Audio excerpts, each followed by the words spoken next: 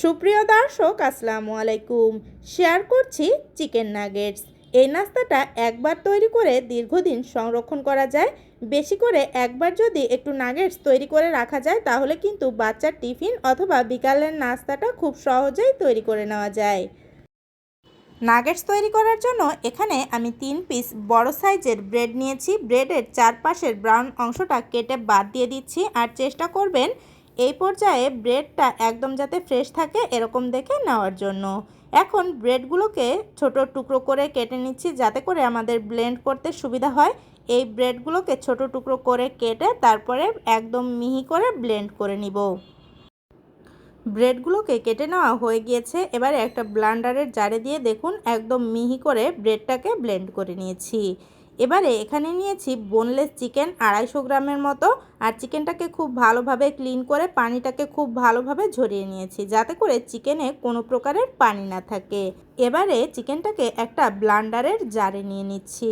এরপরে এখানে দিয়ে দিচ্ছি 1 ইঞ্চি পরিমাণে আদা, দিয়ে দিচ্ছি 3 কোয়ার মতো রসুন, আর দিয়ে দিচ্ছি হাফ চা চামচ পরিমাণে মরিচের গুঁড়ি, অথবা আপনারা আপনাদের টেস্ট অনুযায়ী এখানে মরিচের গুঁড়িটা দিয়ে দিবেন। হাফ চা চামচ পরিমাণে কালো গোলমরিচের গুঁড়িটা দিয়ে দিলাম।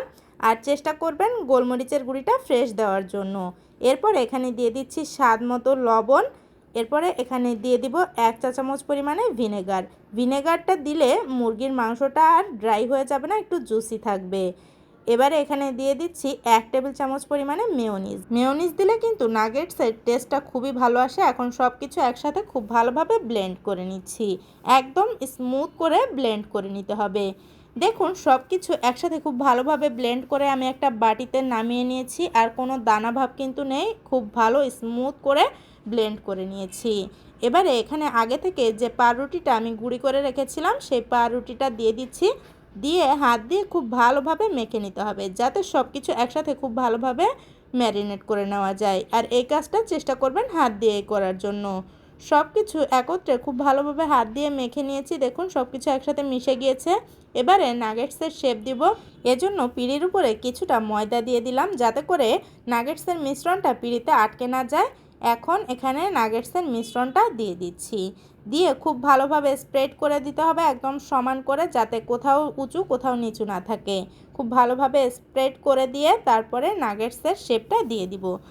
দেখুন আমি নাগেটসের মিশ্রণটা খুব ভালোভাবে স্প্রেড করে নিয়েছি পিঁড়িতে। এখন চারপাশ থেকে কেটে একটু সমান করে নিচ্ছি। আর নাগেটসটা কিন্তু খুব বেশি পাতলা করে তৈরি করা যাবে না, সেটা বুঝেই আপনারা এখানে নাগেটসের মিশ্রণটাকে স্প্রেড করে নেবেন। এখন আমি চারপাশ থেকে কেটে বাদ দিয়ে দিচ্ছি আর নাগেটসের শেপটা দিয়ে দিচ্ছি। আমার আজকের রেসিপিটা আপনারা কে কোথা থেকে দেখছেন তা কিন্তু আমাকে কমেন্ট করে জানাতে ভুলবেন না। দেখুন আমি চারপাশ থেকে কেটে সমান করে নিয়েছি। এখন নাগেটসের শেপ দিয়ে দিচ্ছি। আপনারা আপনাদের ইচ্ছা অনুযায়ী নাগেটসটাকে এর থেকে একটু বড় সাইজ করেও তৈরি করতে পারেন, কিন্তু এটা কিন্তু একদম স্ট্যান্ডার্ড সাইজ। এখন আমি নাগেটসগুলোকে পিঁড়ি থেকে তুলে নিচ্ছি। দেখুন কত অনায়াসেই উঠে আসছে। আর নাগেটসের পুরুত্বটাও আপনারা নিশ্চয়ই দেখে বুঝতে পারছেন, খুব বেশি পাতলা করে কিন্তু আমি তৈরি করিনি। এবারে নাগেটসগুলোকে আমি কোটিং করে নিব। এজন্য প্রথমে এখানে কিছুটা ময়দা নিয়েছি। প্রথমের কোটটা আমরা ময়দা দিয়ে দিব, আর এরপরে আমরা ডিমের ভিতরে কোট করে নিব। এখানে আমি একটা ডিমকে ফেটিয়ে রেখেছিলাম, সেই ডিমের ভিতরে আমি নাগেটসটাকে দিয়ে দিচ্ছি। আর এখন তুলে ব্রেড ক্রাম্বসে গড়িয়ে নিব। খুব ভালোভাবে ব্রেড ক্রাম্বসে গড়িয়ে নিতে হবে যাতে করে নাগেটসের সব জায়গায় ব্রেড ক্রাম্বসটা খুব ভালোভাবে লেগে যায়। আর এভাবে করে আমি প্রতিটা নাগেটসই তৈরি করে নিচ্ছি। আপনাদের কাছে আমার ছোট্ট একটি অনুরোধ, আপনি যদি আমার চ্যানেলে নতুন হয়ে থাকেন প্লিজ আমার চ্যানেলটি সাবস্ক্রাইব করে দিবেন। দেখুন সবগুলো নাগেটস তৈরি করা হয়ে গিয়েছে। এখন চলে যাচ্ছে ভেজে নেওয়ার জন্য।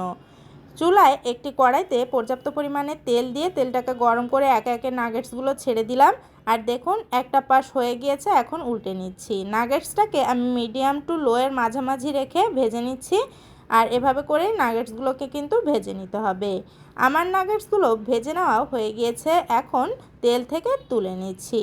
এভাবে করে আপনারা যদি বাসায় নাগেটস তৈরি করেন একবার, তাহলে কিন্তু বাইরে থেকে আর নাগেটস কিনে খাবেন না, এটা কিন্তু গ্যারান্টি। এই নাগেটসটা খেতে কিন্তু বাহিরের নাগেটস থেকে কোনো অংশেই কম না। একবার তৈরি করে দেখবেন। আর রেসিপি ভালো লাগলে প্লিজ লাইক কমেন্ট শেয়ার করতে কিন্তু ভুলবেন না। দেখুন একটা ভেঙে দেখাচ্ছি যে ভেতরটা কেমন হলো। ভেতরটাও কিন্তু খুব ভালোভাবে সিদ্ধ হয়ে গিয়েছে। সবাই ভালো থাকবেন, আজ এ পর্যন্তই। আল্লাহ হাফেজ।